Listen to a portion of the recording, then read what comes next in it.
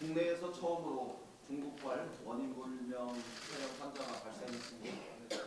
보건당국이 신속하게 격리 조치하고 역학조사를 실시한다고 합니다. 정확한 발생 원인과 전염 경로가 밝혀지지 않아서 이상한 상황입니다. 정부의 철저한 역학조사와 검역 관리 강화 조치를 요청합니다. 이번 사안에 대해서는 지나치다는 평가를 받을 정도로 철저한 소송 조치를 취해야 합니다. 국민들께서 걱정하시지 않으시도록 질병관리당국이 최고 수준의 대응을 해주실 것을 거듭 요청드립니다. 오늘 민생개혁법안을 처리하는 첫 번째 본회의를 열고자 합니다. 여야가 합의해서 무제한 토론에 자리 묶여 있었던 184 민생법안을 처리할 수 있게 되어서 매우 다행스럽게 생각합니다. 민주당은 본회의가 열리면 국민의 삶에 도움이 되는 법안을 하나라도 더 처리할 수 있도록 혼신의 노력을 다하겠습니다. 데이터 3법과 연금 3법 등 핵심 민생 법안도 법사위 심의를 앞두고 있습니다. 차질 없이 법사위를 통과해서 오늘 오후에 본회의에서 일괄 처리할 수 있기를 기대합니다. 남은 쟁점 법안도 신속히 처리할 수 있기를 바랍니다. 자유한국당은 여전히 검경 수사권 조정 법안과 유치원 3법 등 패스트트랙의 법안 무제한 토론 신청을 거두어드리지 않고 있습니다. 쟁점에 대해 충분히 토론했고 또 숙고 기간도 충분했다고 생각합니다. 오늘 본회의에서 쟁점 법안까지 일괄 처리할 수 있도록 자유한국당이 배송적으로 결단해 주실 것을 요청합니다. 오늘이 길었던 국회 갈등의 마침표를 찍는 날이 될 수 있기를 정말로 소망합니다. 정세균 국무총리 후보 인사청문회가 마무리되었습니다. 국회의장 진행분이 국무총리를 하는 것이 부적절하다는 야당 의원들의 지적에 대해서 후보자가 솔직한 태도로 양해를 구한 것으로 보입니다. 협치와 국민 통합의 길을 열어보겠다는 후보자의 진심도 잘 전달되었기를 기대합니다.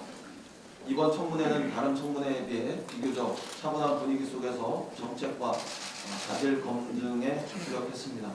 후보자 역시 성실하고 솔직한 답변으로 일관했습니다.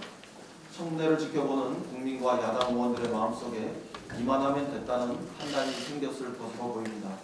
이제 인준 절차를 시작할 차례입니다.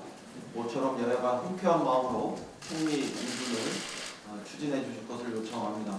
자유한국당도 오늘 의원총회를 열어서 인준 여부를 결정하겠다고 합니다. 청문회를 지켜본 우리 국민들의 판단에 상응하는 합리적인 결론을 내려주실 것을 기대합니다. 대통령의 검찰 인사를 환영합니다. 추미애 법무장관의 제청으로 검찰 인사가 단행되었습니다. 검찰 조직의 절대 다수를 차지하는 형사, 공판부 출신 검사를 중용해서 특정 인맥에 편중된 검찰의 인적 구성의 균형을 잡은 인사로 높이 평가합니다. 이번 인사가 국민의 검찰로 한 발 더 다가서는 계기가 되길 바랍니다. 어제 인사 과정에서 검찰이 보여준 모습은 매우 부적절했습니다. 검찰 인사권자는 대통령이고 제청권자는 법무부 장관입니다. 검찰청법 34조에 따라서 검찰총장이 인사에 대해 의견을 낼 수는 있지만 최종적인 인사안을 수립하고 제청하는 것은 법무부 장관의 고유 권한입니다. 일부 언론에서 비춰진 것처럼 대검이 마치 불만이 있는 듯이 또 대검과 법무부 사이에 인사를 둘러싸고 기싸움하는 듯이 오해를 불러일으키는 것은 매우 유감스러운 일입니다. 인사권자의 인사명령에 복종하는 것은 공직자의 가장 기본적인 의무입니다. 이런 의무가 검찰이라고 예외일 수 없다는 점을 분명히 말씀드립니다. 이란 사태에 대한 정부의 비상한 대응을 거듭 요청합니다. 미국과 이란 사이의 갈등이 심각하게 전개되고 있습니다. 중동은 물론 전 세계적 긴장과 불안정성이 커지고 있습니다. 이럴 때일수록 정부의 비상한 대처는 매우 중요합니다. 첫째, 가장 중요한 것은 우리 국민의 안전입니다. 이라크의 1,400여 명, 이란의 240여 명 등 중동 전역에 우리 국민이 약 2,400명이 체류한 것으로 알려지고 있습니다. 정부는 우리 국민 보호를 최우선해서 상황에 따라서 안전지역으로 대피할 수 있도록 선제적인 조치를 철저하게 준비해 주시기 바랍니다. 두 번째로 경제와 금융 측면도 매우 중요합니다. 이라크를 포함한 중동 각 지역에서 우리 기업이 건설 중이거나 소유한 각종 자산의 손실을 최소화할 대책이 필요합니다. 무엇보다 우리가 전량 수입하고 있는 원유와 가스의 안정적 공급 확보 대책을 마련해야 합니다. 비축유 방출 등을 포함해 가용할 수 있는 모든 수단을 면밀하게 점검해 주시기 바랍니다. 지난해 말부터 조금씩 늘어나는 또 살아나는 수출과 금융시장에 미칠 영향에도 대비해 주시기 바랍니다. 특히 환율과 주가 등의 금융시장은 심리적 요인에 큰 영향을 받는다는 점을 유념해 주시기 바랍니다. 중동 지역의 정세 변화가 실제보다 더 큰 공포를 일으키지 않도록 각별한 상황 대응을 해주실 것을 금융당국에 부탁드립니다. 셋째, 정부는 국회와 시장과 적극적으로 소통해야 합니다.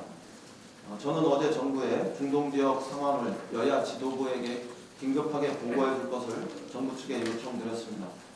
오늘 바로 정부와 청와대의 현황 보고도 있을 예정입니다. 원내대표 취임 무렵 당정 소통만큼이나 정부와 야당 간의 대화를 강조했었습니다.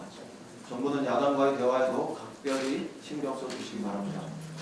오늘 국회 외교통일위원회 전체 회의를 열고 상임위 차원에서도 관련 사항을 점검하였습니다. 외통위를 시작으로 산업위, 기재위, 금융위, 정보위 등 관련 상임위를 열고 여야가 정부와 적극적으로 관련 대응책을 마련할 수 있기를 희망합니다.